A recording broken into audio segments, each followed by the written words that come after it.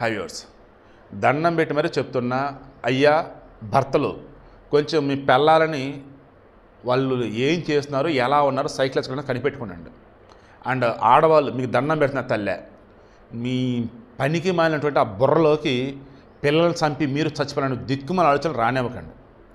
మీరు చావద్దు, మీరు బతికోండి. లేదు మీరు చస్తా అంటారు, చావండి, కానీ పిల్లల్ని చంపకండి. సారీ, ఈ మాట అంటే చాలా బాధగా ఉంది. చావండి అని వాటిని అసలు యూజ్ చేయకూడదు. లేదు మేము బతకం, ఓకే మీరు బతకొద్దు, పోండి, ఎలాన్న పోతారో పోండి, కానీ ఆ పోయేది నిజాలు చెప్పి పోండి.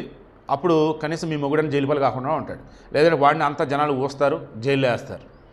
ఇదిగో మరల నిన్న గాజుల రామారావు టాపిక్ మాట్లాడుకుంటున్నామా.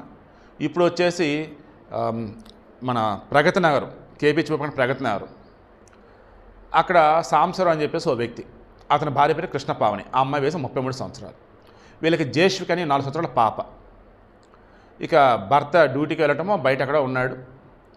చక్కగా కూల్ డ్రింక్లో ఎలికల ముందు కలుపుకుంది, వాళ్ళకి పాపకు తాగిచ్చింది, ఏమా తాగింది. ఆ తర్వాత కాసేపటికి వాళ్ళ ఆయన ఫోన్ చేసి చెప్పింది, మేము అటు తాగి ఎలికల ముందని.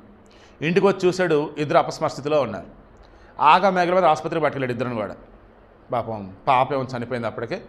ఇక వాళ్ళ ఆవిడకి ట్రీట్మెంట్ నడుస్తూ ఉంది. ఇమీడియట్గా కేపీహెచ్ పోలీసులకు అప్డేట్ ఇచ్చారు. ఆ పాప బాడీని వచ్చేసి పోస్ట్మార్టం పంపారు. ఆమెకు ట్రీట్మెంట్ నడుస్తూ ఉంది. అసలు ఏమైందంటే ఇంకా విచారణలో తేలాలి.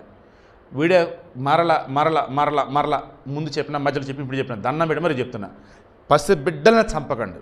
ఈవెన్ మీరు పెద్దవాళ్ళైతే మీరు చావకండి. ప్రతి దానికి సొల్యూషన్ అనేది ఉంటుంది, అది చావు అయితే కాదు. It's my sincere request. మన ప్రాణం ఇచ్చని బిడ్డలను కాపాడుకోవాలండి.